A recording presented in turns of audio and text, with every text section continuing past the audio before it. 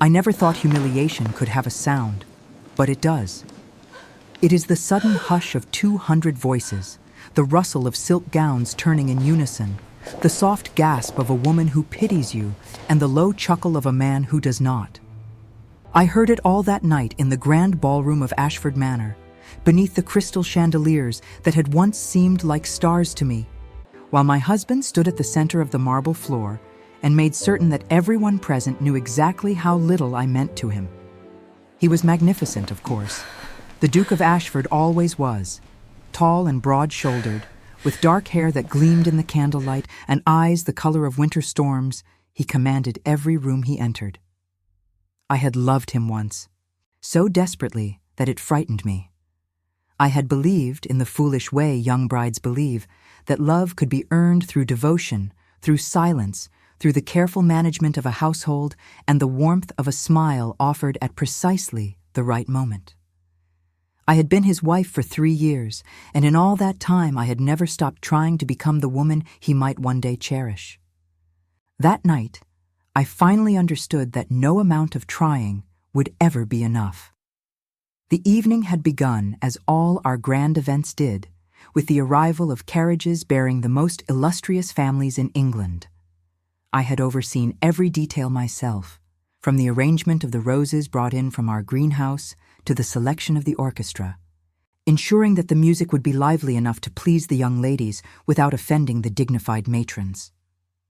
I wore a gown of pale blue silk, simple but elegant, with pearls at my throat and my hair arranged in soft curls that framed my face. My maid had told me I looked lovely, and I had allowed myself a moment of hope. Perhaps tonight he would see me. Perhaps tonight he would smile at me the way he smiled at the others, with warmth instead of cold politeness.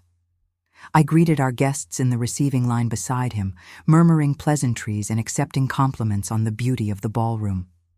He stood stiff and formal at my side, barely glancing in my direction. When Lady Catherine remarked on how well we complimented one another, he offered a tight smile and said nothing. I felt the familiar ache in my chest, the quiet weight of being invisible to the one person whose gaze I craved above all others. But I smiled and nodded and pretended that everything was perfectly fine, because that was what a duchess did. That was what I had been taught. The dancing began, and I watched from the edge of the room as he led the young Miss Harrington onto the floor. She was beautiful, with golden hair and a laugh that sparkled like champagne. He smiled at her, a genuine smile that reached his eyes, and I felt something crack inside me. I turned away and busied myself ensuring that the refreshments were being served properly, that the elderly guests had comfortable seating, that no detail was overlooked. I buried my pain in duty, as I always did. It was near midnight when everything unraveled. The orchestra had paused between sets, and the guests were milling about with glasses of champagne, their voices creating a pleasant hum of conversation. Lord Pemberton, a rotund man with a florid face and a reputation for tactless remarks, approached my husband with a question that carried across the room in the momentary quiet. "Tell me, Ashford," he said loudly, "is it true your duchess comes from rather humble beginnings?" I heard her father was in trade, a merchant of some sort. The room did not fall silent immediately. It happened in waves, as one conversation after another faltered and died.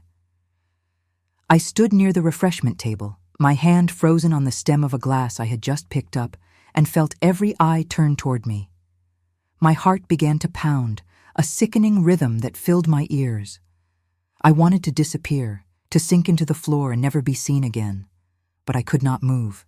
I could only stand there and wait for my husband to defend me, to deflect the question with the grace and authority that came so naturally to him. He looked at Lord Pemberton for a long moment, and then he laughed. It was not a kind laugh. It was the sort of laugh that cuts, that mocks, that dismisses. "Humble beginnings," he repeated, his voice carrying effortlessly through the silent ballroom. "That is a generous way to phrase it, Pemberton. My wife's father owned a string of warehouses along the docks. He made his fortune importing goods from the colonies. A very industrious man, I am told, though I confess I never had the pleasure of meeting him before his death. Her dowry, however, was more than sufficient to overlook certain deficiencies in breeding. The words struck me like a physical blow. I felt the blood drain from my face, felt my hands begin to tremble. Around me, I could hear the whispers beginning, the sharp intakes of breath, the murmured comments hidden behind gloved hands and painted fans. I looked at him across the expanse of polished marble, willing him to meet my eyes, to see what he had done. But he did not look at me. He was smiling at Lord Pemberton, accepting the older man's blustering laughter as though he had just told a harmless joke. Lady Catherine, who had been kind to me since my arrival in society, touched my arm gently. "My dear," she whispered, but I could not hear the rest. The roaring in my ears had become too loud. I set down the glass with great care, focusing all my attention on the simple act of placing it on the table without shattering it. Then I turned and walked from the ballroom, my spine straight and my head held high, though every step felt like wading through deep water. I heard the whispers grow louder behind me, heard someone say "poor thing" and someone else reply "well, what did she expect?" and I kept walking. Down the candlelit corridor, past the portraits of his ancestors who stared down at me with painted eyes, through the entrance hall where the footman stood at attention and pretended not to notice my distress. I climbed the stairs to my chambers, my hand gripping the banister so tightly that my gloves stretched across my knuckles. My maid was waiting in my sitting room, her face anxious. She tried to speak, but I shook my head and dismissed her. I needed to be alone. I needed to think. I stood in the center of my bedchamber, still wearing my beautiful gown, still adorned with pearls that suddenly felt like a collar, and I let myself feel the full weight of what had happened. He had humiliated me. In front of everyone who mattered in our world, he had reduced me to nothing more than a transaction, a fortunate bargain, a woman whose only value lay in the gold her common father had accumulated. He had confirmed every cruel whisper, every sidelong glance, every moment of exclusion I had endured since becoming his wife. And he had done it with a smile, as though my pain meant nothing to him at all. I walked to the window and looked out over the gardens, dark and still beneath the moon. In the distance I could see the lights of the ballroom glowing warm and golden. The party would continue without me. They would dance and drink and gossip about what they had witnessed, and tomorrow the story would spread through London like wildfire. The Duke of Ashford had publicly mocked his wife. Poor Lady Eleanor, how mortifying, how dreadful, how utterly unsurprising. I pressed my hand to my stomach, a gesture that had become habit over the past few weeks, though I had told no one yet. Not even him. Perhaps especially not him. I was carrying his child, the heir he needed so desperately to secure his legacy. I had known for a month, had been waiting for the right moment to tell him, hoping that the news might soften him toward me, might make him see me as something more than an unfortunate necessity. Now I understood that there would never be a right moment. There would never be a time when he looked at me with anything other than cold indifference, or worse, contempt. I heard footsteps in the corridor outside my room, heavy and purposeful. He was coming. I turned from the window and waited, my hands folded in front of me, my expression carefully neutral. The door opened without a knock, and he entered, still in his evening clothes, his cravat slightly loosened. He looked irritated, as though my absence from the ballroom had been an inconvenience. "You left," he said flatly. It was noticed. I did not reply. I simply looked at him. This man I had promised to love and honor, this stranger who wore my husband's face. "You embarrassed me by fleeing like a child," he continued, his tone sharp. "I expect you to return downstairs and finish the evening with dignity." Something inside me, something that had been bending for 3 long years, finally snapped. I felt it break cleanly, felt a strange sense of clarity wash over me. "No," I said quietly. He stared at me, clearly taken aback. I had never refused him before. I had never contradicted him, never raised my voice, never done anything but acquiesce to his wishes with patient grace. "What did you say?" I said no. I will not return to that ballroom. I will not stand beside you and pretend that what you did tonight was acceptable. I will not continue to play the role of the grateful wife who is content to be treated as though she is less than human. His eyes narrowed dangerously. You are being dramatic, Eleanor. I made a simple observation. Your background is what it is. There is no shame in acknowledging facts. The way you acknowledged them was designed to humiliate me, I replied, my voice steady despite the trembling in my hands. You wanted them to laugh at me. You wanted to make certain that everyone in that room understood that I am beneath you, that I do not belong. You are too sensitive, he said dismissively, turning toward the door. Come downstairs when you have composed yourself. I will make your excuses for now. He left without waiting for a response, the door closing firmly behind him. I stood alone in my chamber, listening to his footsteps fade down the corridor, and I knew with absolute certainty that something fundamental had changed. I could not continue this way. I could not spend the rest of my life begging for crumbs of affection from a man who viewed me as a burden. I could not raise a child in a home where love was absent and cruelty was commonplace. I walked to my writing desk and sat down, pulling out a sheet of paper and a pen. My hand was steady now, my mind clear. I began to write, carefully and deliberately, composing a letter to my solicitor. I would need to understand my options. I would need to know what rights I had, what choices were available to a woman in my position. I had money of my own, a modest inheritance from my father that had been settled on me separately from my dowry. It would be enough, perhaps, to live quietly somewhere far from London, far from the whispers and the judgment. I finished the letter and sealed it, then rang for my maid. When she appeared, I handed her the letter and instructions to have it delivered first thing in the morning. She looked at me with questions in her eyes, but she was too well trained to voice them. She curtsied and left, and I was alone again. I returned to the window and looked out at the night. The ballroom lights still glowed, but they seemed distant now, as though they belonged to another world entirely, a world I no longer wished to inhabit. I thought of the child growing inside me, the innocent life that deserved better than to be raised in a house built on resentment and indifference. I would protect this child. I would give this child the love that I had never received here. And if that meant walking away from everything I had tried so desperately to hold on to, then so be it. I had spent 3 years trying to become the wife he wanted. Now it was time to become the woman I needed to be. The night stretched on, and I did not sleep. I sat by the window and watched the last carriages depart, watched the lights in the ballroom finally dim, watched the sky begin to lighten with the first hints of dawn. Somewhere below, my husband was likely asleep in his own chambers, unburdened by guilt or regret. He would wake in the morning expecting everything to return to normal, expecting me to resume my duties as though nothing had changed. But everything had changed. I had changed. And though I did not yet know exactly what path lay ahead of me, I knew with certainty that I would not spend another year, another month, another day living as a ghost in my own home. The dawn light spilled across the gardens, turning everything soft and golden, and I watched it come with a strange sense of peace. The worst had already happened. I had been broken open in front of everyone who mattered.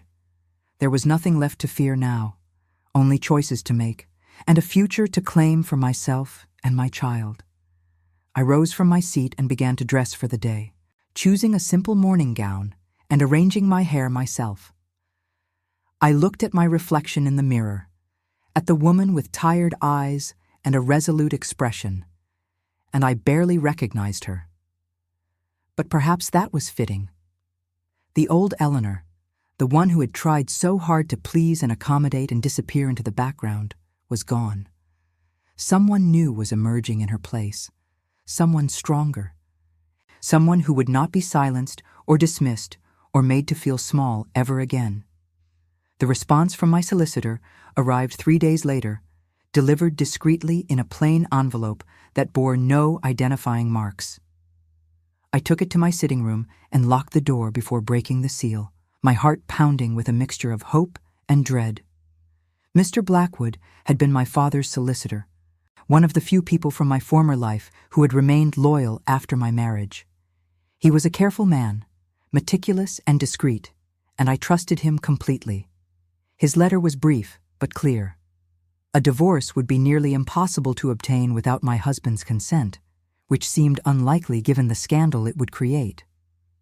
A legal separation was possible, but it would require proving cruelty or abandonment, and even then I would lose all claim to my child once it was born. Sons belonged to their fathers in the eyes of the law, and a duke's heir would never be allowed to remain with a mother who had chosen to leave. The only true freedom available to me was to simply go, to remove myself from his household and live independently on my own income, accepting that I would be forever viewed as a wayward wife, a woman who had abandoned her duties. I read the letter twice, then burned it in the fireplace, watching the paper curl and blacken until nothing remained but ash. The walls seemed to close in around me as I considered my options. I could stay and endure, raising my child in this cold house, forever walking on eggshells around a man who despised me. Or I could leave and risk losing my child entirely if he chose to pursue legal action to reclaim his heir. Neither choice was bearable, but one felt like slow death and the other like a desperate gamble. I decided to leave, not immediately, not dramatically, but carefully and quietly, in a way that would give me time to establish myself before he fully understood what I had done. I would go to my aunt's cottage in Derbyshire, a modest property that had been left to me in my father's will. It was remote and simple, nothing like the grandeur of Ashford Manor, but it was mine. I would live there until the baby was born, and then I would decide what came next. Perhaps he would not bother to come after me. Perhaps his pride would be satisfied simply by my absence, by the ability to tell society that I had proven myself unworthy of my position, and he had been justified in his treatment of me all along. The days that followed were strange and dreamlike. I moved through my duties as mistress of the house with mechanical precision, overseeing the servants, managing the household accounts, appearing at dinner each evening in appropriate dress. My husband and I barely spoke. He seemed content with this arrangement, relieved perhaps that I was no longer attempting to engage him in conversation or seek his attention. We existed in parallel, two people sharing a name and a home, but nothing else of substance. I began to make quiet preparations. I instructed my maid, Sarah, to pack a trunk with my simplest gowns and personal items, telling her only that I might need to travel suddenly to visit a sick relation. She looked at me with knowing eyes but asked no questions. Sarah had been with me since my marriage, a girl from my father's household who had come with me into this new life. She understood, I think, what it meant to be trapped in a place where you were not wanted. I withdrew money from my personal account, small amounts that would not be noticed, and converted it to banknotes that I could carry with me. I wrote letters to the few friends I had made in society, vague notes about needing time in the country for my health. I did not tell them I was pregnant. I did not tell anyone except Sarah, and only because I would need her help when the time came. 3 weeks after the ball, I received an unexpected visitor. Lady Catherine Ashford, my husband's aunt, arrived without warning one afternoon and requested an audience with me in the drawing room. She was a formidable woman in her 60s, with silver hair and sharp eyes that seemed to see everything. I had always been slightly afraid of her, though she had never been unkind to me. She settled herself in the chair across from me and studied my face for a long moment before speaking. "You look unwell, Eleanor," she said bluntly, pale and thin. "Are you eating properly?" I assured her that I was quite well, but she waved away my words with an impatient gesture. "Do not dissemble with me, child. I know what happened at the ball. The entire county knows.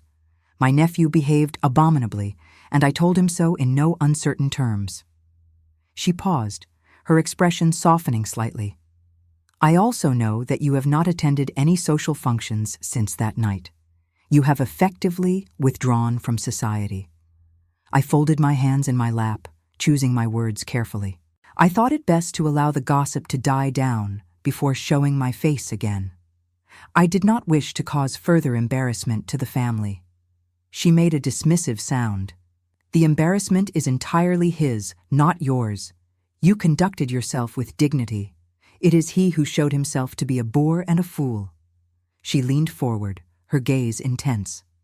I came here to tell you that you have my support, whatever you choose to do. I know my nephew is not an easy man. His father was much the same, cold and proud and utterly incapable of seeing the value in anything that did not serve his immediate ambitions. I had hoped marriage might soften him, but I see now that I was mistaken. Her kindness nearly undid me. I felt tears prick at my eyes and blinked them back furiously. "Thank you," I managed to say. "That means a great deal to me." She reached across and patted my hand. "If you need anything at all, you must not hesitate to come to me. I have my own house in Bath, and you would be welcome there at any time." She stood, preparing to leave, then paused. "You are stronger than you know, Eleanor. Do not let him convince you otherwise." After she left, I sat for a long time in the silent drawing room, thinking about her words. She had offered me sanctuary, a place to go if I needed it. But Bath was not far enough.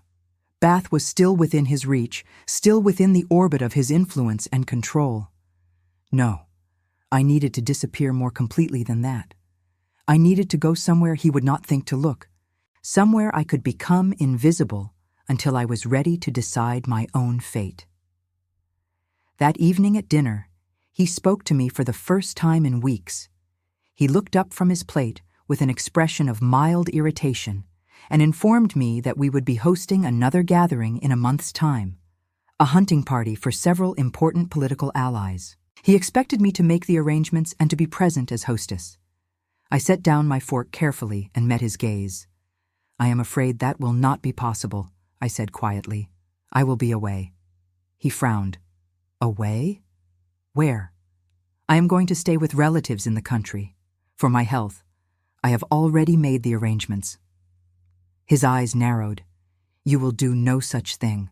You have responsibilities here. You are the Duchess of Ashford, and you will fulfill your duties."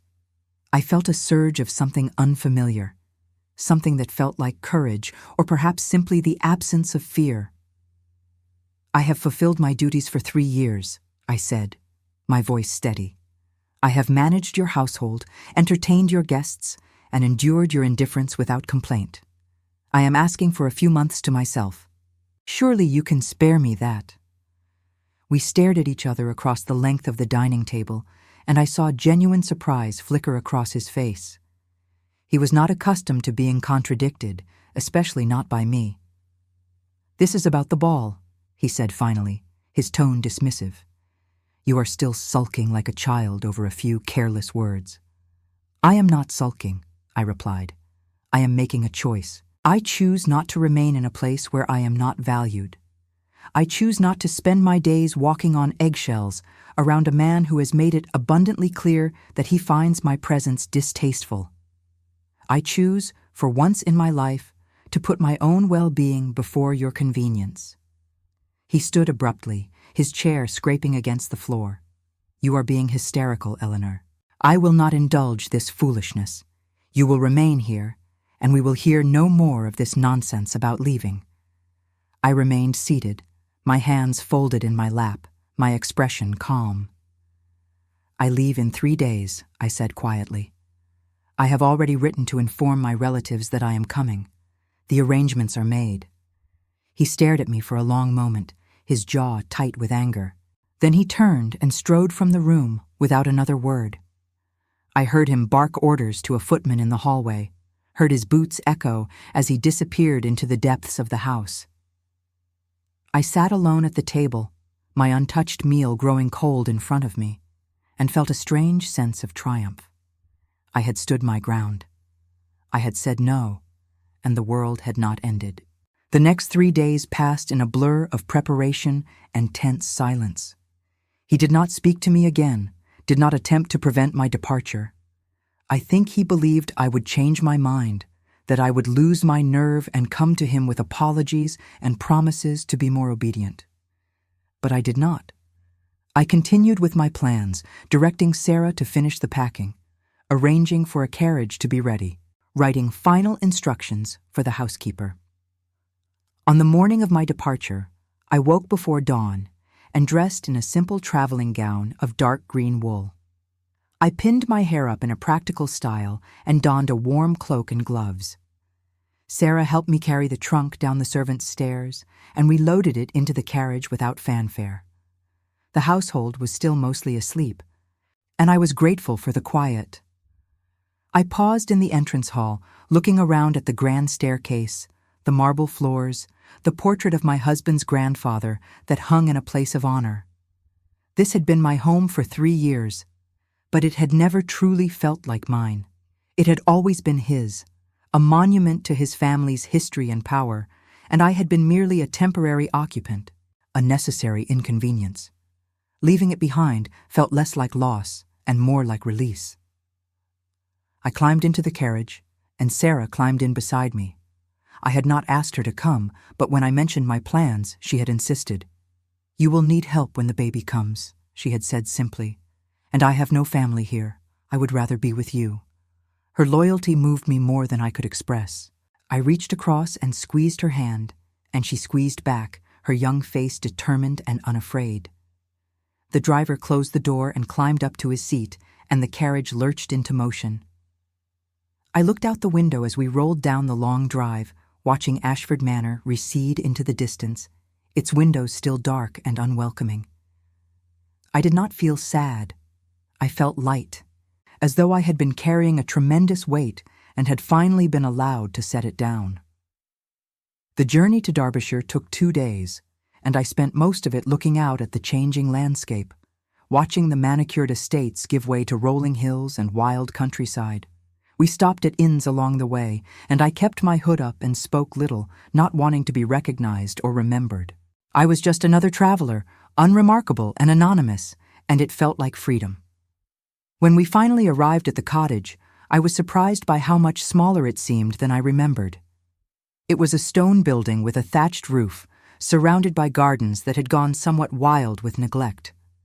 There were only 6 rooms, modest and simply furnished, with low ceilings and narrow windows. After the grandeur of Ashford Manor, it should have felt like a step down, a humiliating reduction in circumstances.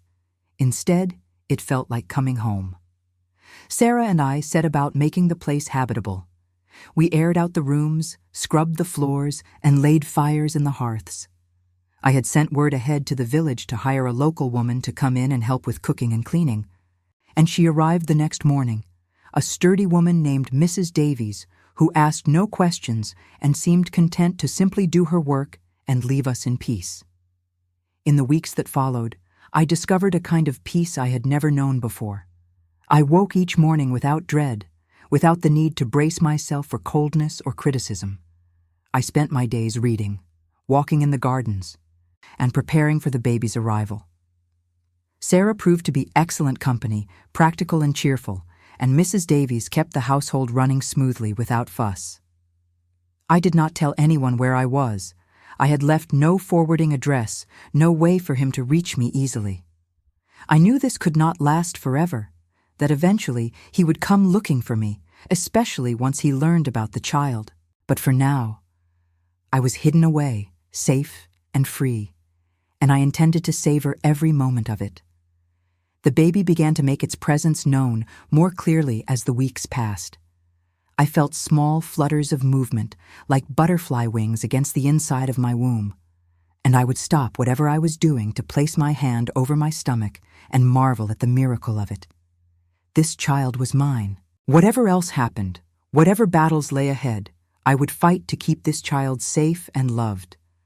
I would not allow him to be raised in the cold, loveless environment I had endured. One evening, as I sat by the fire with a book in my lap, Sarah brought me a letter that had been delivered to the village post.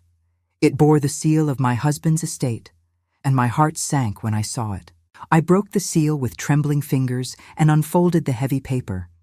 The letter was short and formal. He demanded to know where I was. He informed me that my absence was creating gossip and speculation. He ordered me to return home immediately. There was no apology, no acknowledgement of what had driven me away, no softening of tone, just commands and expectations, as though I were a servant who had overstepped her bounds. I folded the letter carefully and placed it in the fire, watching it burn. I would not reply. Let him wonder. Let him search. I was not ready to be found. Not yet. Perhaps not ever. The autumn deepened into winter, and the countryside grew quiet and still. Snow fell softly on the garden, blanketing everything in white, and I spent my days warm and safe inside the cottage, watching the world transform outside my window. I thought often of what Lady Catherine had said, that I was stronger than I knew. I hoped she was right. I hoped that when the time came to face him again, as I knew it eventually would, I would have the strength to stand firm and protect what was mine. For now, I was content to wait and watch and prepare. The child inside me grew stronger each day, and so did I. I was learning what it meant to be alone without being lonely, to find peace in solitude, to value my own company and my own choices. I was learning who I was when I was not constantly trying to please someone who could never be pleased. And in that small cottage in the middle of nowhere, surrounded by snow and silence, I began to believe that perhaps I could survive this after all.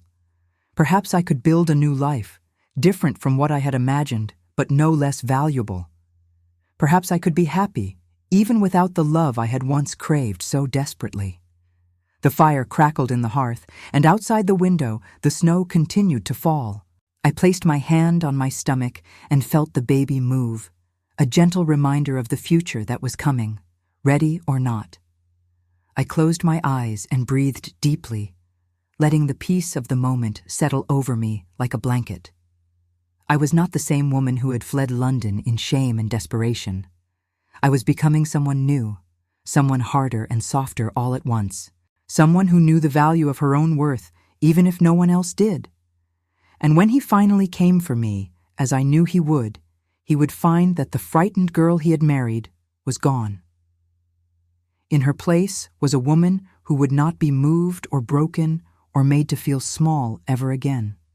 The baby came in late February, during a snowstorm that turned the world outside into a whirling white void. The pains began in the early morning, gentle at first, like waves lapping at a shore, then growing stronger and more insistent as the day wore on. Sarah sent for the midwife from the village, a capable woman named Mrs. Pemberton, who arrived with her bag of supplies and a calm, reassuring manner that immediately put me at ease. The labor lasted through the afternoon and into the evening, and I will not pretend it was easy or peaceful. There were moments when I thought I could not bear another contraction, when the pain seemed too great and I wanted to simply give up. But Sarah held my hand and spoke softly to me, and Mrs. Pemberton coached me through each wave with steady encouragement, and somehow I found reserves of strength I did not know I possessed. When the baby finally came, slipping into the world with a lusty cry that filled the small bedroom, I wept with relief and joy and exhaustion all mixed together. Mrs. Pemberton cleaned him and wrapped him in soft blankets, then placed him in my arms, and I looked down at his tiny red face and felt my heart crack open in a way I had never experienced before. He was perfect. He was mine. He was everything. "It is a boy," Mrs. Pemberton said with satisfaction. "A fine, healthy boy." "You did well, Your Grace." I barely heard her. I was too busy studying my son, counting his fingers and toes, marveling at the dark fuzz of hair on his head and the way his little mouth moved as he searched instinctively for nourishment. He looked like his father.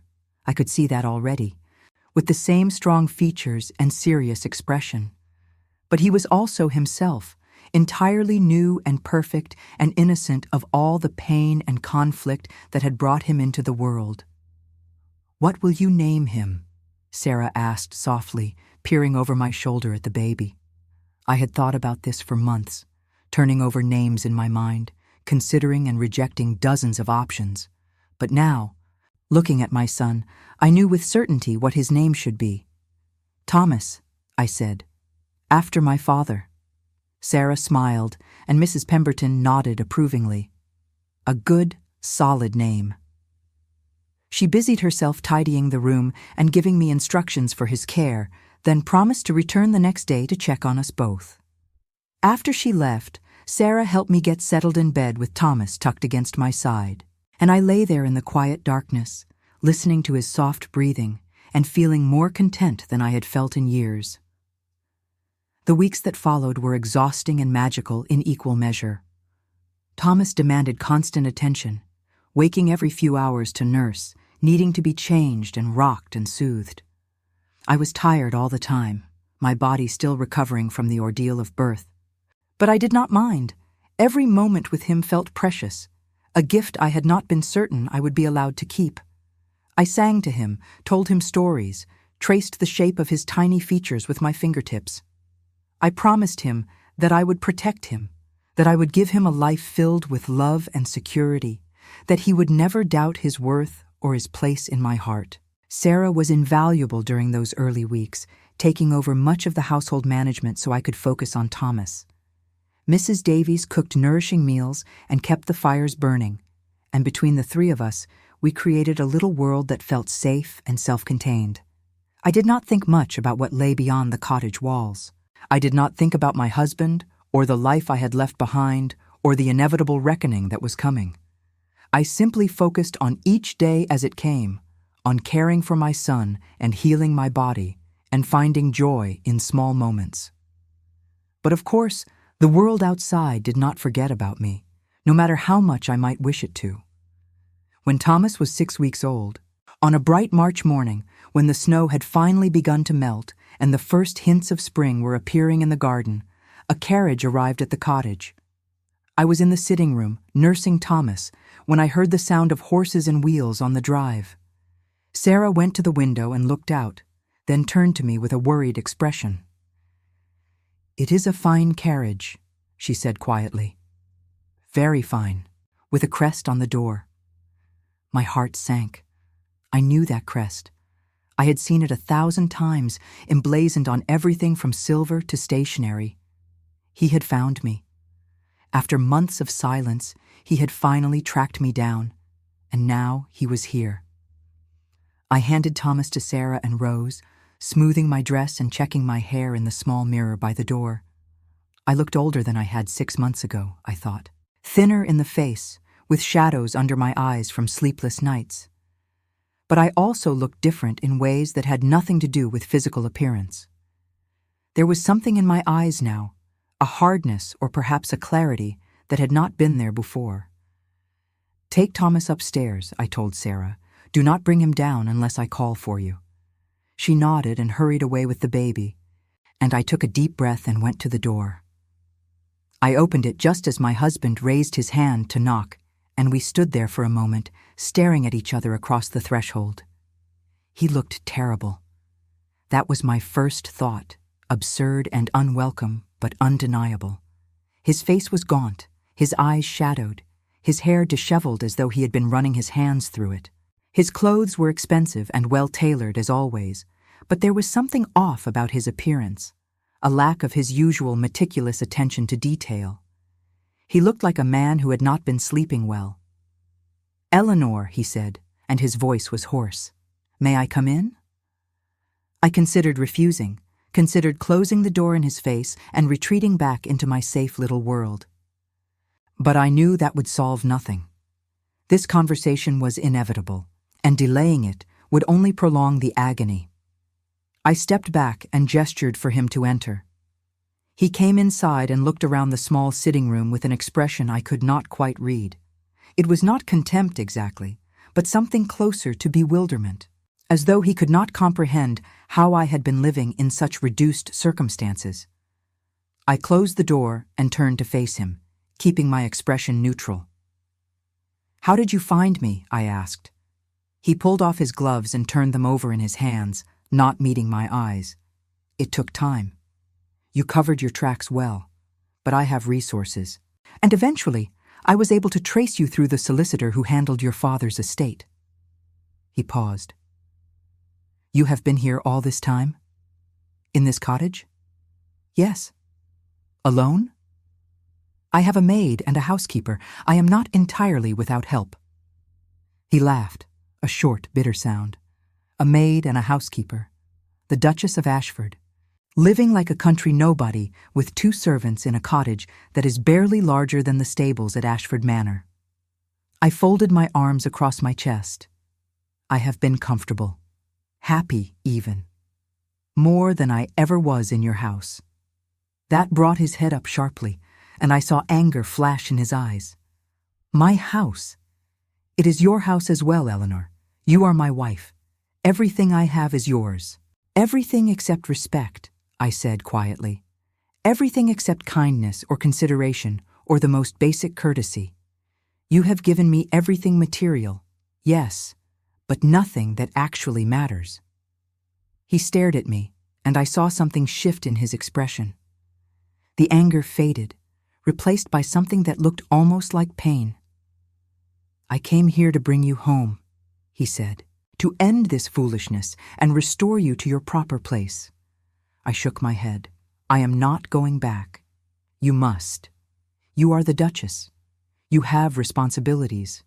There are people depending on you, expectations to uphold. I have a responsibility to myself," I replied, "and to my child." The words hung in the air between us, heavy and unmistakable. I watched as understanding dawned on his face, watched the color drain from his cheeks, watched his hands clench around his gloves. "Your child," he repeated slowly. "You were with child when you left." "Yes." "And you said nothing. You left without telling me. You have been here for months, alone and pregnant, and you never sent word." "Why would I?" I asked, my voice harder than I intended. "So you could mock me for that as well. So you could reduce my pregnancy to another inconvenience, another failing on my part?" He took a step toward me, his expression stricken. "Where is the child? Is it well?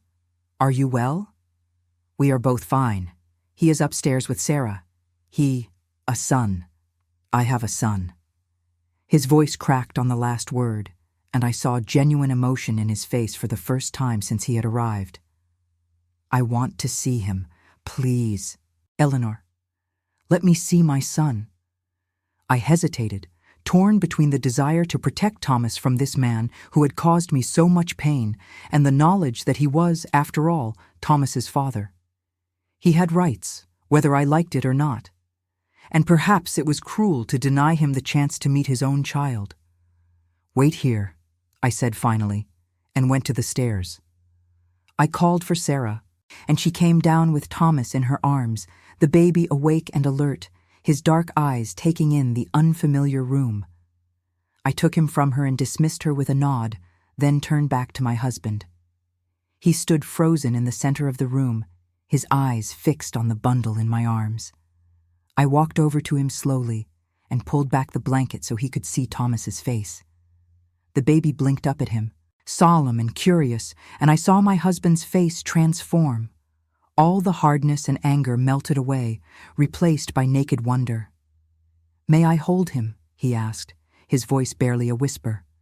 I should have said no. I should have kept Thomas close and refused to let this man, who had shown me nothing but coldness, hold the most precious thing in my world. But something in his expression stopped me. He looked vulnerable in a way I had never seen before, stripped of all his usual armor and pretense. I carefully transferred Thomas into his arms, showing him how to support the baby's head, and then stepped back to watch. My husband looked down at his son with an expression of such pure, undisguised love that it took my breath away. He touched Thomas's cheek with one finger, traced the curve of his ear, studied his face as though trying to memorize every detail. "He is beautiful," he said softly. "Perfect. What is his name?" "Thomas, after my father." He looked up at me, and I saw tears in his eyes.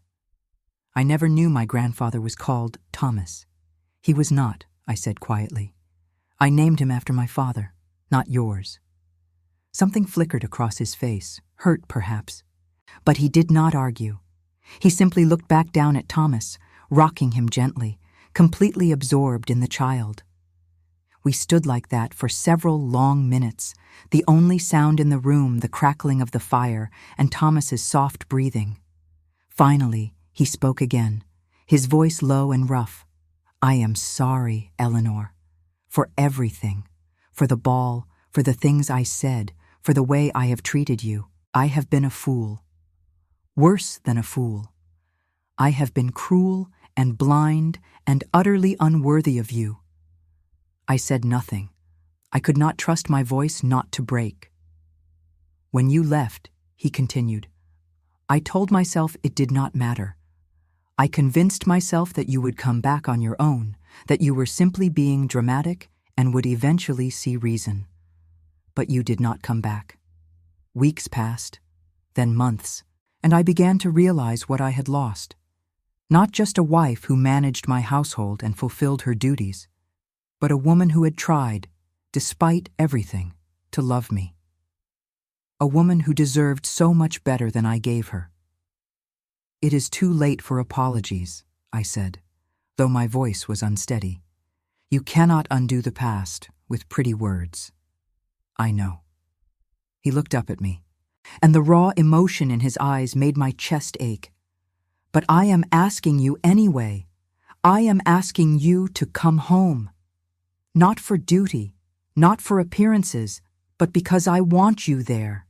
Because I want the chance to be a better husband. Because I want our son to grow up in a home where his parents are together, where he can be safe and loved and given everything he deserves." "And what about what I deserve?" I asked, my voice rising. "Do I deserve to return to a house where I have been made to feel worthless? Do I deserve to spend the rest of my life walking on eggshells, hoping that you will not humiliate me again in front of everyone we know? No, you deserve so much more.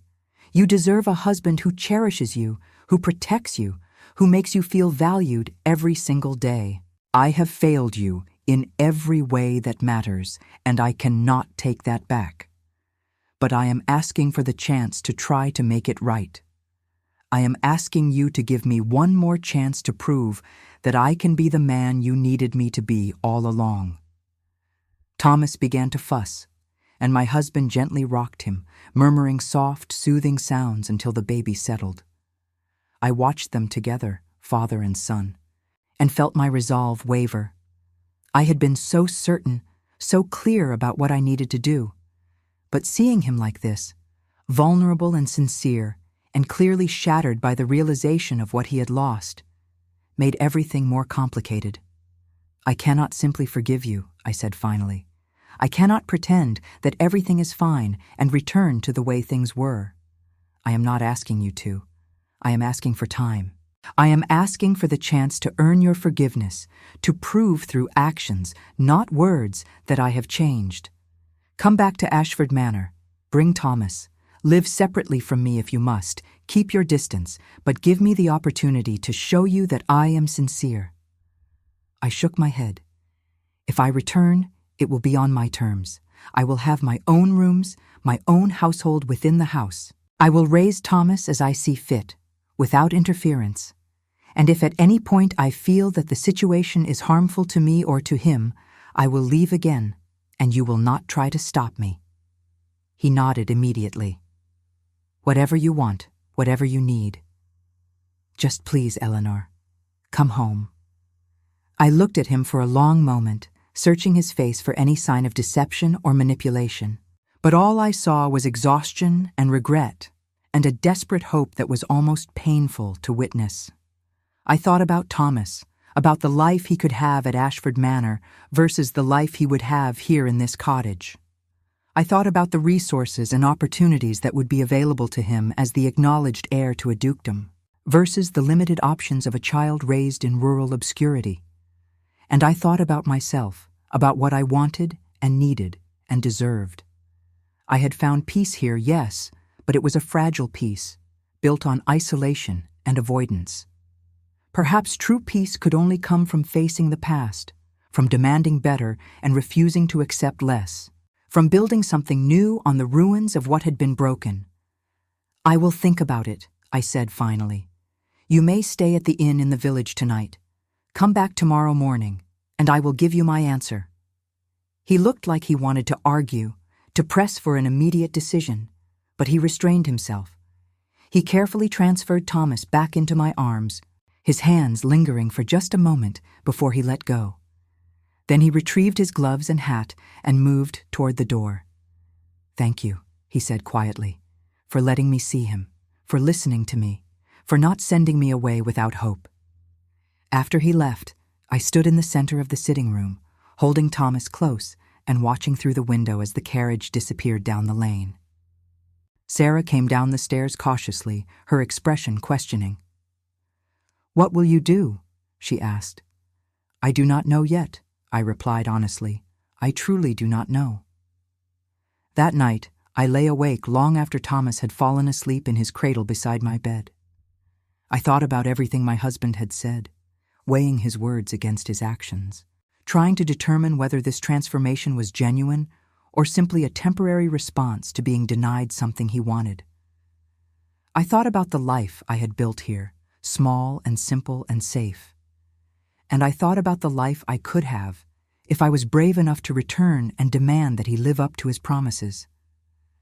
By the time dawn broke, I had made my decision. It was not an easy one, and I was not entirely certain it was the right one. But it was mine, made freely and with full awareness of the risks involved. And that, in itself, felt like a kind of power I had never possessed before. When he returned the next morning, I was ready. I opened the door before he could knock and stood facing him with my shoulders back and my head high. "I will return," I said without preamble. "But you need to understand something. I am not the same woman who left London 6 months ago. I will not be silent when I should speak. I will not accept cruelty or dismissiveness or contempt. I will not live in fear of displeasing you. If you truly want me back, you will have to accept me as I am now, not as you once wished me to be." He met my eyes, and I saw both relief and trepidation in his face. "I accept your terms, all of them. I will prove to you that I mean what I say, Eleanor. I swear it." I nodded slowly. "Then we will leave tomorrow. I need time to pack and make arrangements." He agreed and departed, and I spent the rest of the day preparing for the journey with a mixture of hope and dread warring in my chest. I was going back, but not as the frightened girl who had fled. I was going back as a mother, as a woman who knew her own worth, as someone who would fight for what she deserved. And if he failed to keep his promises, if he reverted to the cold, cruel man he had been, then I would leave again without hesitation or regret. I held Thomas close and whispered promises to him about the future, about the life he would have, about how I would always protect him and love him and ensure that he grew up knowing his value. And I promised myself that whatever happened, I would never again lose sight of my own strength or settle for anything less than what I deserved. The cottage that had been my sanctuary was about to become a memory. But the woman who had found herself here, in this quiet place, would remain. And that woman was ready to face whatever came next. The return to Ashford Manor was nothing like my arrival as a new bride 3 years earlier. Then, I had been filled with hope and nervous excitement, eager to please and desperate to fit into a world that seemed impossibly grand. Now I arrived with my son in my arms and steel in my spine, prepared to demand respect rather than beg for acceptance. The staff lined up in the entrance hall to greet us, just as they had done that first day, but this time their faces showed genuine warmth rather than polite curiosity. Mrs. Henshaw, the housekeeper, curtsied deeply and welcomed me home with what appeared to be sincere relief. Several of the maids smiled at Thomas, cooing softly over how beautiful he was. Even the butler, the normally stern Mr. Graves, allowed a small smile to crack his professional demeanor when he caught sight of the baby. My husband had kept his word about my accommodations. An entire wing of the manor had been prepared for me, separate from his own chambers, with a nursery adjoining my bedroom and rooms for Sarah, and a wet nurse should I need one. The walls had been freshly painted in soft colors, new curtains hung at the windows, and fresh flowers filled every available vase. It was clear that considerable effort had been made to create a space that would feel welcoming and entirely my own. He stood back as I explored the rooms, watching me with an anxious expression that was so unlike his usual confident demeanor that it almost made me laugh. When I turned to look at him, holding Thomas against my shoulder, he stepped forward hesitantly. "Is it acceptable?" he asked. "If there is anything you wish to change, anything at all, you need only say so." "It is lovely," I replied, and meant it. "Thank you." Relief flooded his face, and he nodded. "I will leave you to settle in. If you need anything, please do not hesitate to send for me." He left quickly, as though afraid I might change my mind about staying if he lingered too long. I watched him go, then turned to Sarah, who was already unpacking our trunks with her usual efficiency. "Well," she said with a small smile, "this is rather different from the cottage." "Yes," I agreed, settling into a comfortable chair near the window with Thomas. "But different is not always better. We shall see." The first few weeks back at Ashford Manor were strange and tentative. My husband made efforts to see me daily, though he was careful not to impose himself. He would knock on my door and ask if he might visit with Thomas, and if I agreed, he would spend an hour or more sitting with the baby, talking to him in soft tones, marveling at every small development. He was surprisingly natural with Thomas, patient and gentle in a way I had never imagined him capable of being. With me, he was cautious and formal, treating me with a deference that bordered on reverence. He asked my opinion on household matters that he had previously decided without consultation. He invited me to dine with him, but accepted without argument when I declined. He sent flowers to my rooms and left books he thought I might enjoy on the table in my sitting room. He was, in every visible way, trying. But I remained guarded. I could not forget the months of coldness, the public humiliation, the casual cruelty. I watched him carefully for signs that this new consideration was merely an act, a temporary performance designed to win me back before reverting to his true nature. I told myself I would not be fooled again, would not allow hope to override my hard-won wisdom. Lady Catherine came to visit when Thomas was 3 months old. She swept into my rooms like a force of nature, demanded to see the baby, and spent a full hour holding him and declaring him the finest infant she had ever encountered. Then she turned her sharp eyes on me and studied me with an intensity that made me shift uncomfortably. "You look well, Eleanor," she said. "Better than when I last saw you. There is color in your cheeks and strength in your bearing. Motherhood agrees with you." "Thank you," I replied. "Thomas is a blessing. And my nephew? How does he fare in this new arrangement?" I chose my words carefully. "He is trying. He is attentive to Thomas and respectful toward me. Whether it will last remains to be seen." She nodded, her expression shrewd. "I spoke with him at length before you returned. I have never seen him so thoroughly undone. Whatever his faults, and they are numerous, I believe his remorse is genuine." She paused, then leaned forward. "But you must not simply accept his efforts passively, child. You must demand more. You must insist on the respect and consideration you deserve, every single day, until it becomes as natural to him as breathing. Men like my nephew do not change easily. They require constant reinforcement, constant reminders of what is expected of them." "I will remember that," I said, grateful for her wisdom. After she left, I thought about her words. She was right, of course. I could not simply wait and hope that my husband would continue his reformed behavior. I needed to be active in shaping our new relationship, in setting boundaries and expectations, in refusing to accept anything less than what I deserved.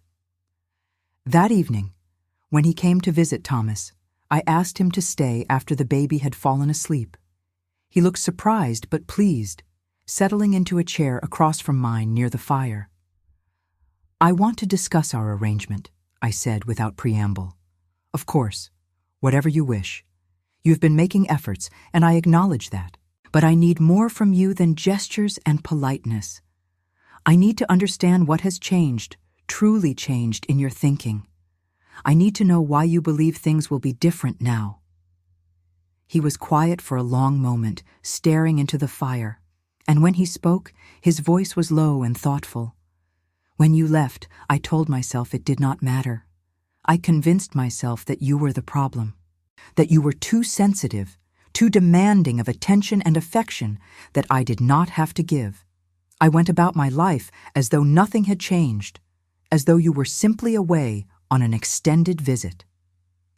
He paused, his jaw tight. "But then the weeks passed, and I found myself looking for you. At breakfast, I would expect to see you across the table. At social events, I would turn to make some comment and realize you were not there. The house felt empty without you, but I still would not admit, even to myself, that I missed you." He leaned forward, resting his elbows on his knees, his hands clasped together. "It was my aunt who finally forced me to confront the truth. She came to see me and told me in no uncertain terms that I had driven away the best thing that had ever happened to me.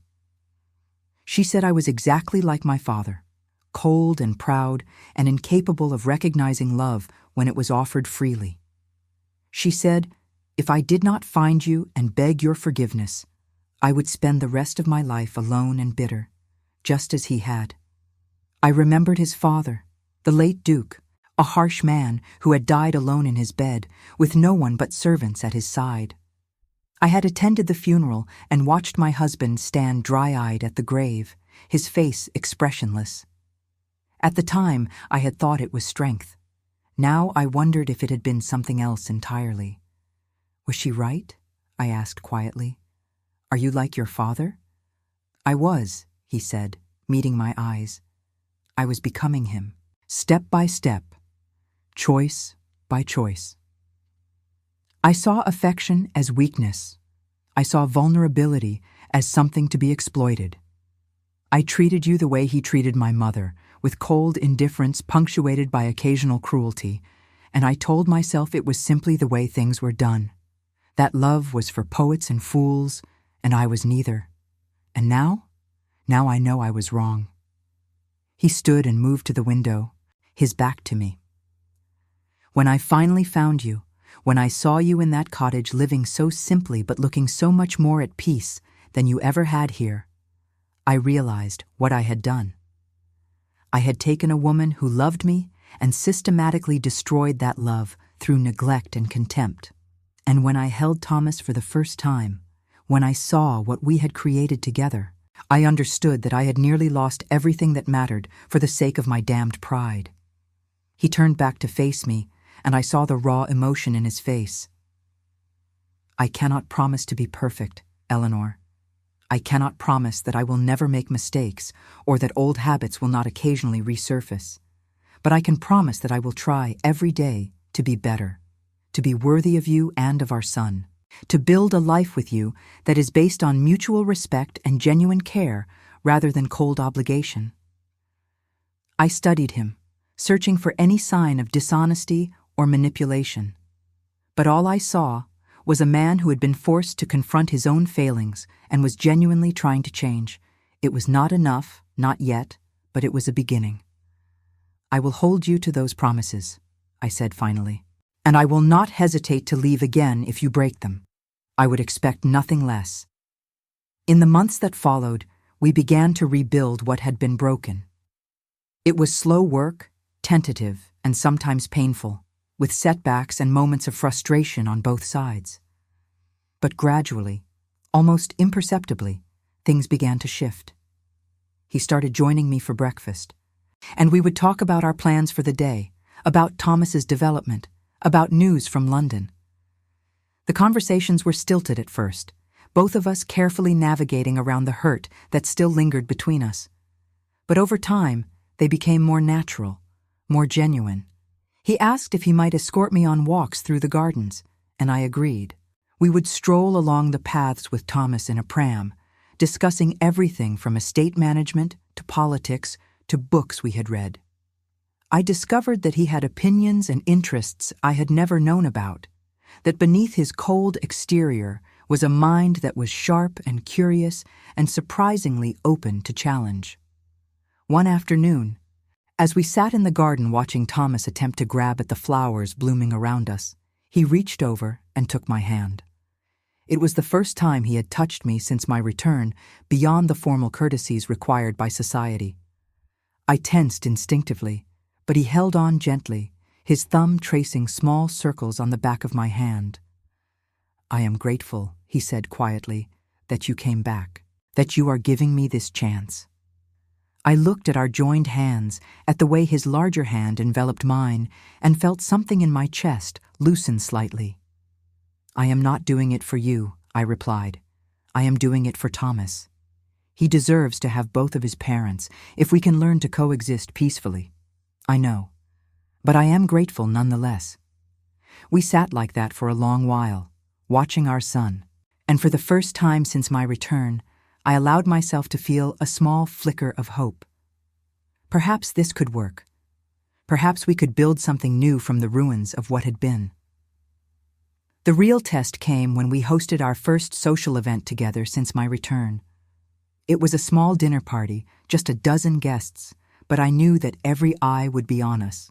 Every interaction scrutinized for signs of discord or reconciliation. I dressed carefully in a gown of deep burgundy silk, and when I came downstairs, I found my husband waiting in the entrance hall. He looked at me for a long moment, and I saw genuine admiration in his eyes. "You are beautiful," he said simply. I felt heat rise in my cheeks, unused to such direct compliments from him. "Thank you." He offered me his arm, and we entered the drawing room together. I felt the shift in the atmosphere immediately, the way conversations faltered and resumed, the way eyes tracked our every move. But my husband stayed close to me throughout the evening, including me in conversations, soliciting my opinions, treating me with a respect and consideration that was impossible to miss. When Lord Pemberton, the same man who had triggered the disaster at the ball, made a comment about how well I looked after my time in the country, my husband responded immediately. "My wife has always been beautiful," he said clearly. "I am simply fortunate that she has chosen to grace us with her presence again." The message was unmistakable. Anyone who wished to question or criticize me would have to go through him first. I saw Lady Catherine across the room, watching us with a satisfied smile, and felt a surge of gratitude toward her for pushing him to confront his own behavior. After the guests departed and we were alone in the entrance hall, he turned to me. "You were magnificent tonight," he said. "I hope it was not too difficult." "It was tolerable," I replied.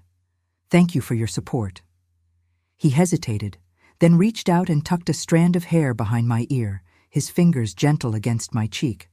"I meant what I said earlier. You are beautiful, Eleanor. You have always been beautiful. I am sorry I never told you before." I felt tears prick at my eyes and blinked them back. "Words are easy," I said quietly. "Actions are what matter." "Then let me show you through actions. Let me prove to you every day that I value you and cherish you and am grateful beyond measure that you are my wife." I looked up at him, at this man who had hurt me so deeply, but who was genuinely trying to make amends, and I felt the last of my walls begin to crumble. I was not ready to forgive completely, not yet. The wounds were still too fresh, the memories still too painful. But I was beginning to believe that perhaps forgiveness was possible, that perhaps we could find our way to something real and lasting. Over the following months, our relationship continued to evolve. He was patient with me, never pushing for more than I was ready to give, but making his intentions clear. He wanted me, not as a decorative accessory or a manager of his household, but as a true partner, someone he could share his life with in every meaningful way. Slowly, carefully, I began to let him in. I told him about my time in the cottage, about my fears and hopes, about the nights I had spent wondering if I was making the right choice. he listened without judgment. Without trying to defend himself or minimize my pain, he simply listened and acknowledged and apologized again for driving me to such desperation. In turn, he began to share things with me that he had never revealed before.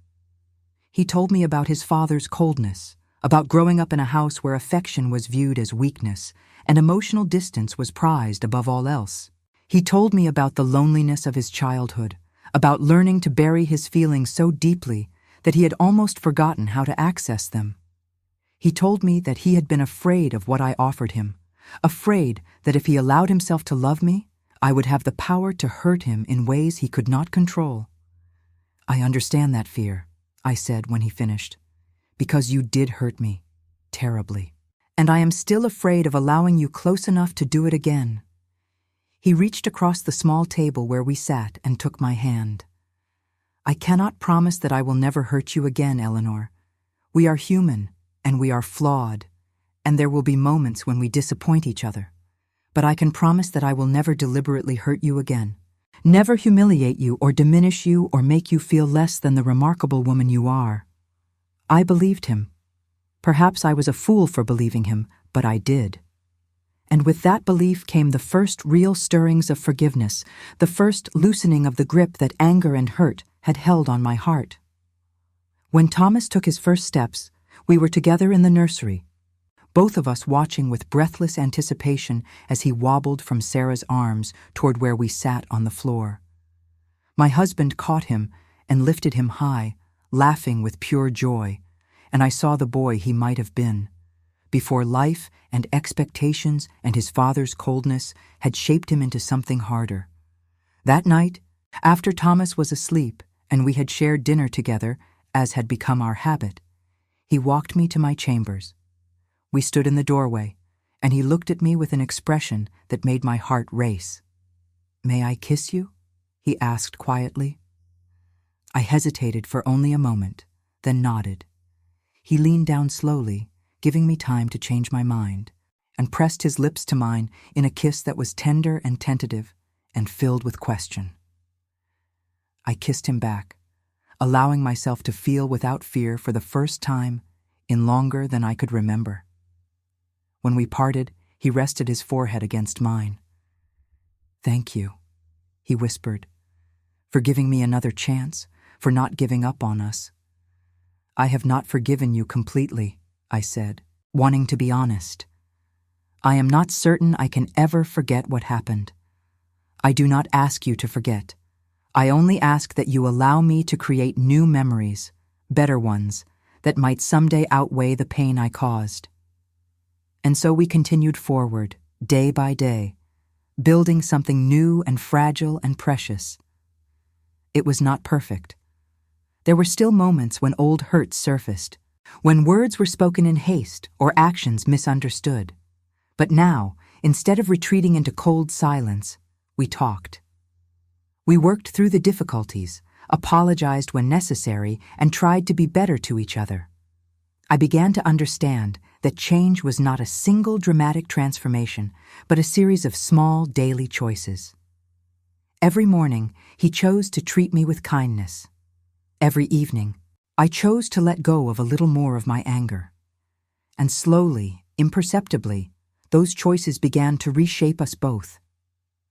The woman who had fled London in desperation and shame was gone, replaced by someone stronger and more certain of her own worth.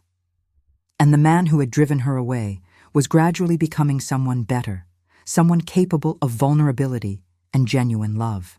We were not the couple we had been at the beginning, naive and mismatched and doomed to disappoint each other.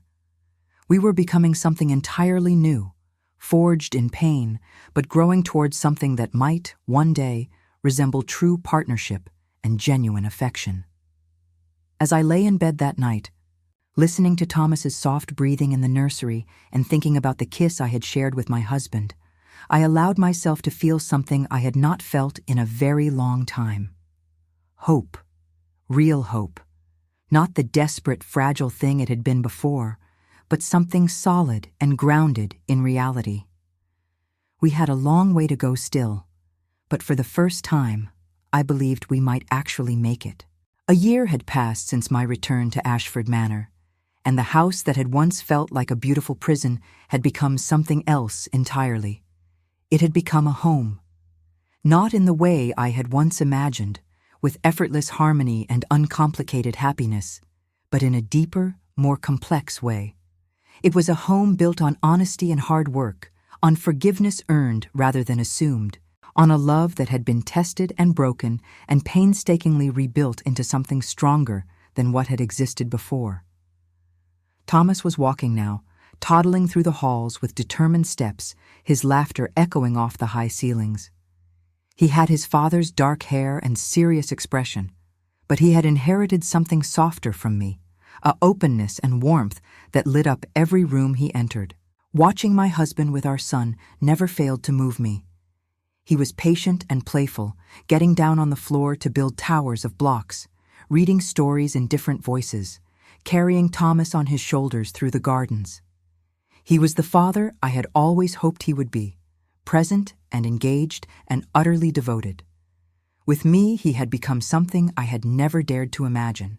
He was attentive without being overbearing, affectionate without demanding anything in return, genuinely interested in my thoughts and opinions.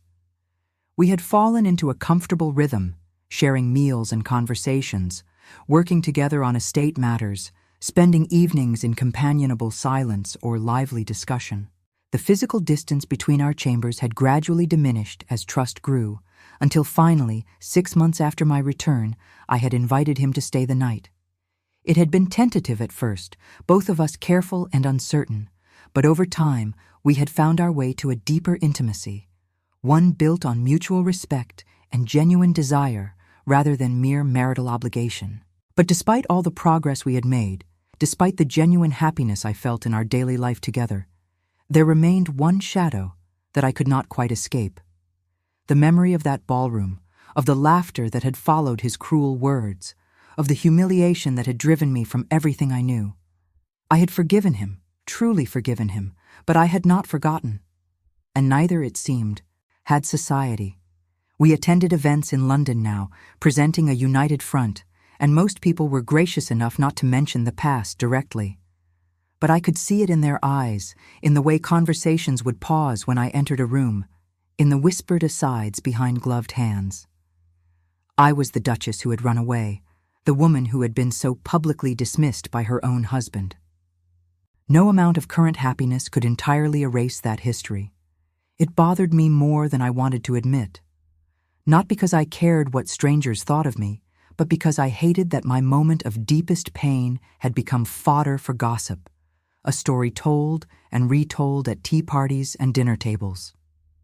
I hated that my humiliation was entertainment for people who had never bothered to know me as anything more than a name and a title. My husband sensed my discomfort, though I tried to hide it. One evening, after a particularly draining social engagement, where I had endured countless pitying looks and carefully veiled references to the past, he found me in my sitting room, staring out the window at the darkened gardens. "You are troubled," he said quietly, coming to stand beside me. "I am tired," I replied, which was true, but not the whole truth. It is more than that. He turned me gently to face him, his hands warm on my shoulders. "Tell me what is wrong." I hesitated, not wanting to burden him with my feelings, but his expression was so earnest, so genuinely concerned, that I could not hold back. "They will never let me forget," I said finally. "No matter how much time passes, no matter how happy we are, I will always be the woman you humiliated in front of everyone. That will be my story, the thing people remember about me." He went very still, and I saw pain flash across his face. "I am sorry, Eleanor. I cannot undo what I did. I cannot erase that memory from the minds of everyone who witnessed it. I wish I could, more than anything, but I cannot. I know. I am not asking you to.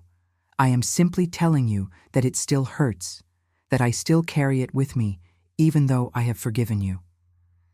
He was quiet for a long moment, and then his expression changed, became determined in a way I recognized.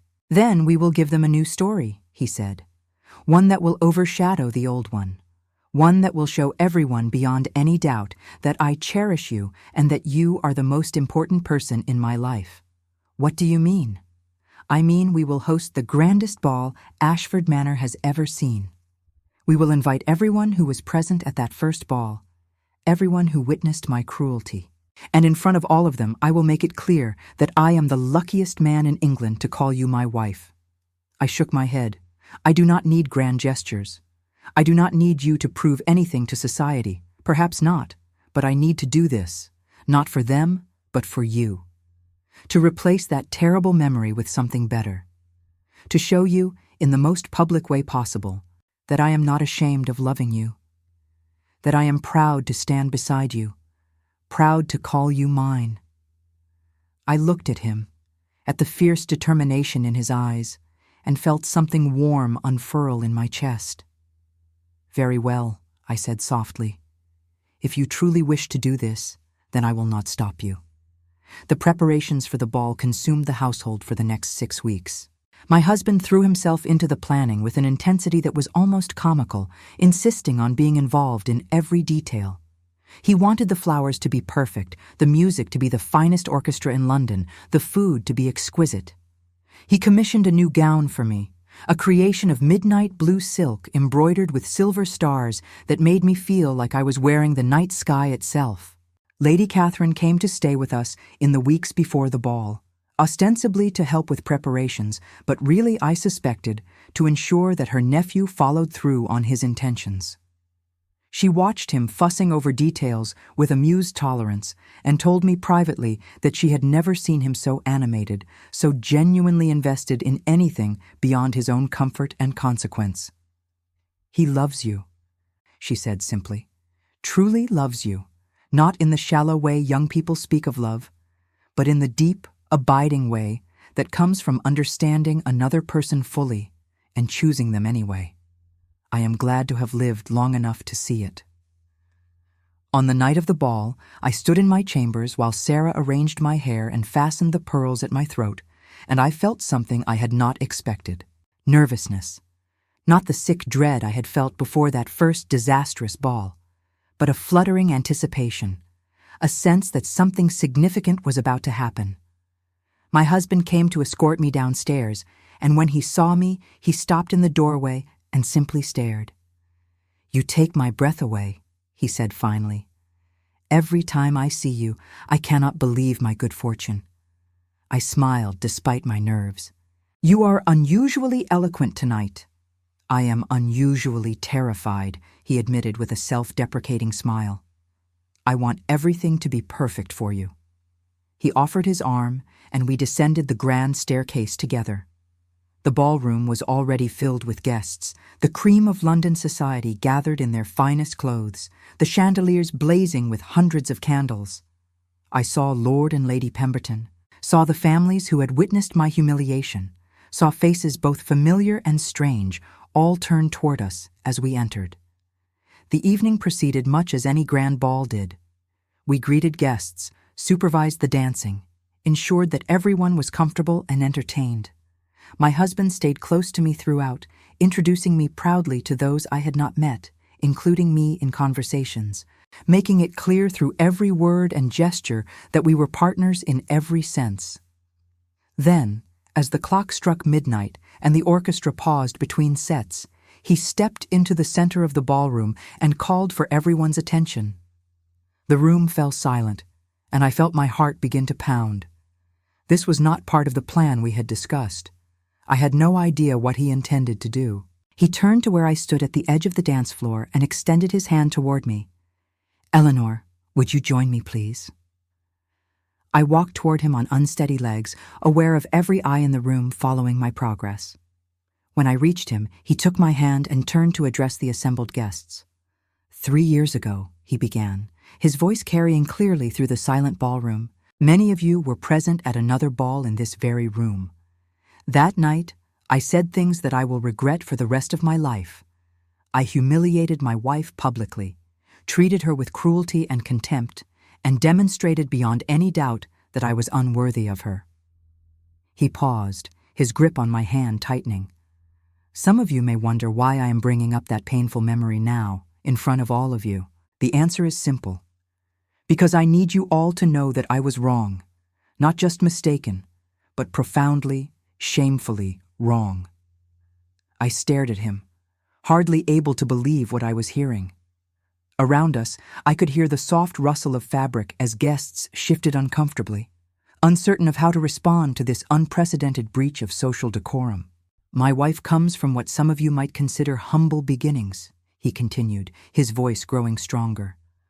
Her father was a merchant, a man who built his fortune through hard work and intelligence rather than inheritance.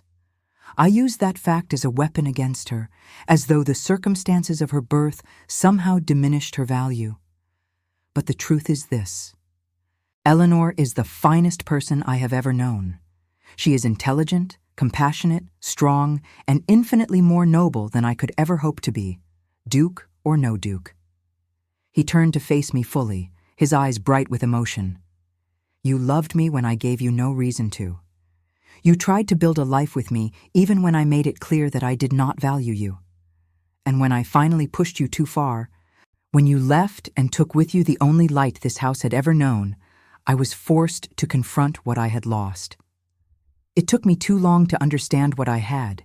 It took me too long to appreciate the gift I had been given when you agreed to be my wife. But I understand now, and I will spend the rest of my life trying to be worthy of you. He released my hand and, to my utter shock, dropped to one knee in front of me. The room erupted in gasps and whispers, but he ignored them, his attention focused entirely on my face. Eleanor Ashford, he said clearly, I have already made you my wife before God and law, but I failed to make you my partner, my love, my equal in all the ways that truly matter. So I'm asking you now, in front of everyone, will you choose me again? Will you accept my promise to honor and cherish you, to support and respect you, to love you with everything I am for all the days of our lives? Will you give me the privilege of being not just your husband, but your true partner in all things? Tears were streaming down my face, and I could not have spoken if I tried. I nodded, the movement small but unmistakable, and he stood and pulled me into his arms.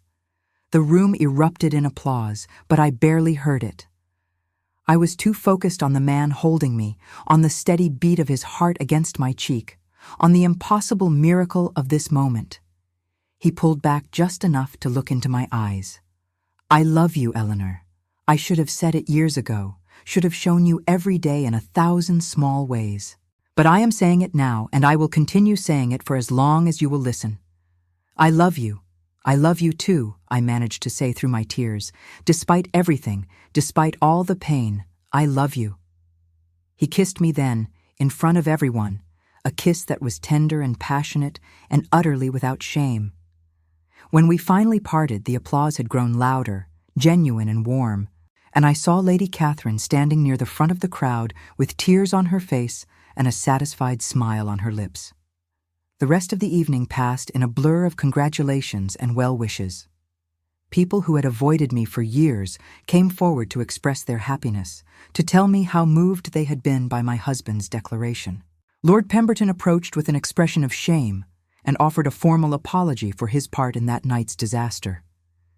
I accepted it graciously, feeling the last of my anger and hurt finally begin to dissolve.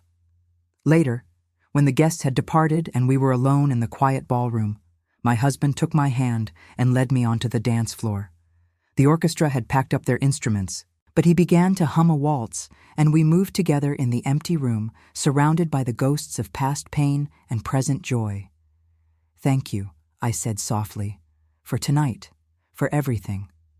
I should be thanking you, he replied, for staying, for believing I could change, for giving me the chance to prove it. We are both different people than we were 3 years ago, I said. We had to break before we could rebuild into something stronger. He pulled me closer, and we continued to dance in silence, two people who had traveled such a difficult road to reach this moment of peace and understanding. I thought about the terrified bride I had been, desperate for approval and love. I thought about the broken woman who had fled to a cottage in Derbyshire, certain that she would never return.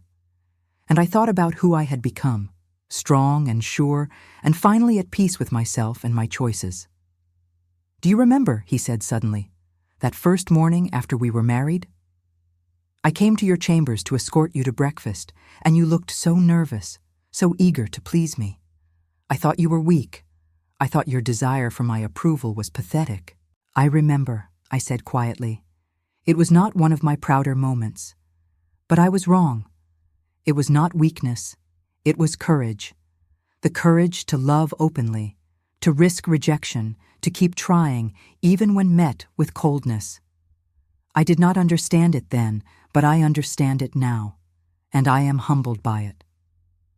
"We are both learning," I said, "both becoming better versions of ourselves. That is all we can do."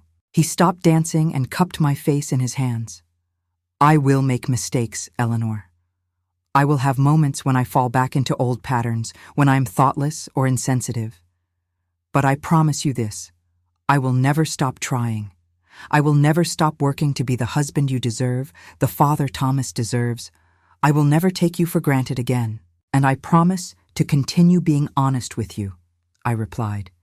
"To tell you when I am hurt or angry, to not let resentment build in silence, to be your partner in truth, not just in name." We sealed these promises with another kiss, and then we walked hand in hand through the silent house, up the grand staircase to the wing we now shared, ready to build whatever came next together. In the years that followed, we would face challenges and joys in equal measure. We would have 2 more children, daughters who filled the house with laughter and light. We would navigate the complexities of raising a duke's heir while ensuring that Thomas grew up knowing he was loved not for his title, but for himself. We would host gatherings and travel and manage the estate together, true partners in all things. We would have arguments and reconciliations, moments of frustration and moments of profound connection. But through it all, we would remember the lessons learned in those dark months apart. We would remember that love is not something that simply exists, but something that must be chosen and nurtured and fought for every single day. We would remember that forgiveness is possible, but only when coupled with genuine change and sustained effort. We would remember that sometimes the greatest strength lies not in never breaking, but in having the courage to rebuild.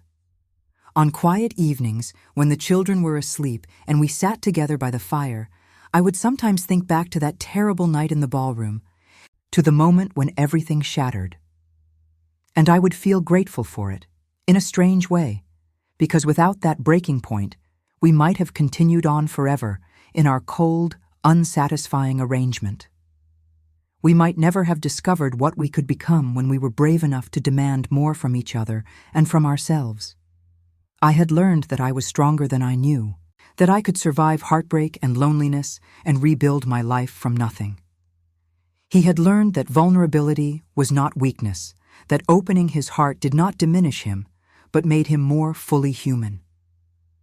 And together we had learned that the most powerful love is not the easy, uncomplicated kind, but the love that survives being tested, that grows deeper through adversity, that chooses to stay and fight when leaving would be simpler. Years later, when Thomas was preparing to leave for university, he came to me with a question. "Mother," he asked, "how did you and Father become so happy together?" The servants tell stories about the early years, about how different things were. I considered my answer carefully, wanting to give him something true and valuable. "Your father and I had to learn how to love each other properly," I said finally. "We made many mistakes, caused each other great pain, and nearly lost everything. But we chose not to give up. We chose to be honest about our failings, to work hard at changing, and to forgive each other when we stumbled. Love is not just a feeling, Thomas.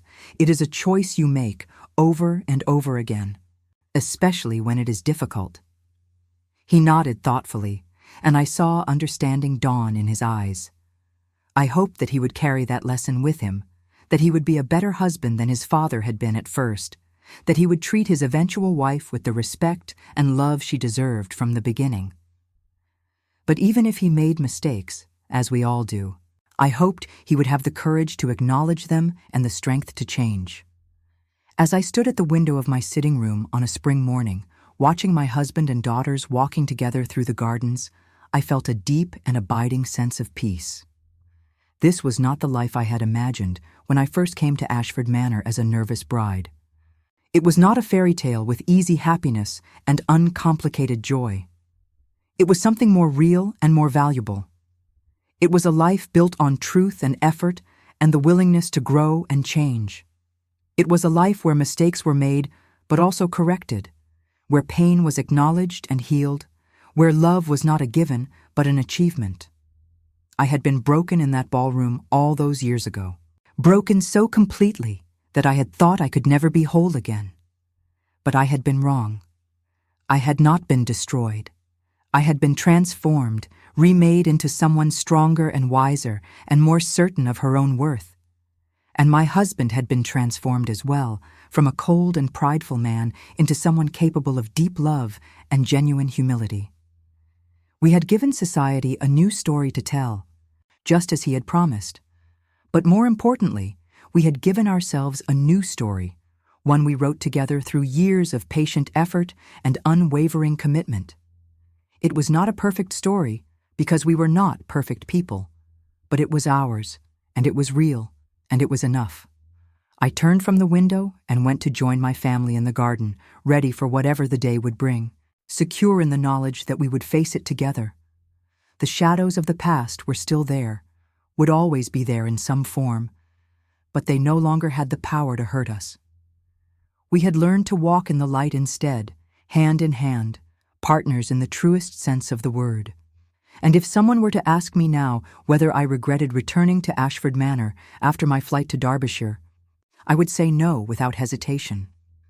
Because in returning, in choosing to give us another chance, I had gained something more valuable than easy happiness.